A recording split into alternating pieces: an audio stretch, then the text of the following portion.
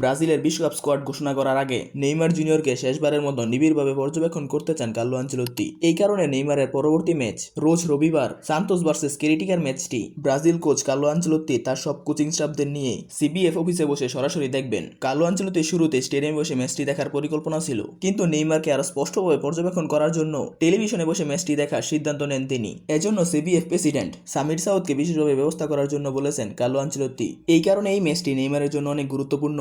সম্ভাব্য শেষ সুযোগের এই ম্যাচটিকে ঘিরে দর্শকদের মধ্যেও দেখা যাচ্ছে ব্যাপক উত্তেজনা। সান্তোসের দেওয়া তথ্য অনুযায়ী এখন পর্যন্ত 45,000-এর বেশি টিকিট বিক্রি হয়ে গেছে। এখন বাকি আছে শুধু ভিআইপি বক্সের কিছু সিট। 48,000 দর্শক ধারণ ক্ষমতার এই স্টেডিয়ামটির চলতি বছরের সর্বোচ্চ দর্শক উপস্থিতির রেকর্ড ভাঙতে পারে এই ম্যাচটি, কারণ এর আগে এই স্টেডিয়ামে সর্বোচ্চ দর্শক ছিল করিন্থিয়াস ভার্সেস পালমিরাসের ম্যাচে। ওই ম্যাচে দর্শক উপস্থিতি ছিল 46,466 জন। আর সান্তোসের এই ম্যাচটির জন্য অলরেডি 45,000 টিকিট বিক্রি হয়ে গেছে, যেখানে ম্যাচের বাকি আছে এখনো একদিনের বেশি সময়। এখন যেই পরিস্থিতি তা দেখে বোঝা যাচ্ছে যে এই ম্যাচে স্টেডিয়াম থাকবে পুরো হাউসফুল। বর্তমানে নেইমারও শেষ কয়েক বছরের মধ্যে তার সেরা ফর্মে আছে। নেইমার সান্তোসের হয়ে শেষ 18 ম্যাচে 16 গোল অবদান রেখেছেন, যেখানে গোল করেছেন 11টি এবং অ্যাসিস্ট করেছেন 5টি। বর্তমানে নেইমার সম্পূর্ণ ফিট আছে এবং ফর্মেও আছে। এখন দেখার বিষয় নেইমার তার আগের ফর্ম এই ম্যাচে বজায় রাখতে পারবেন কিনা।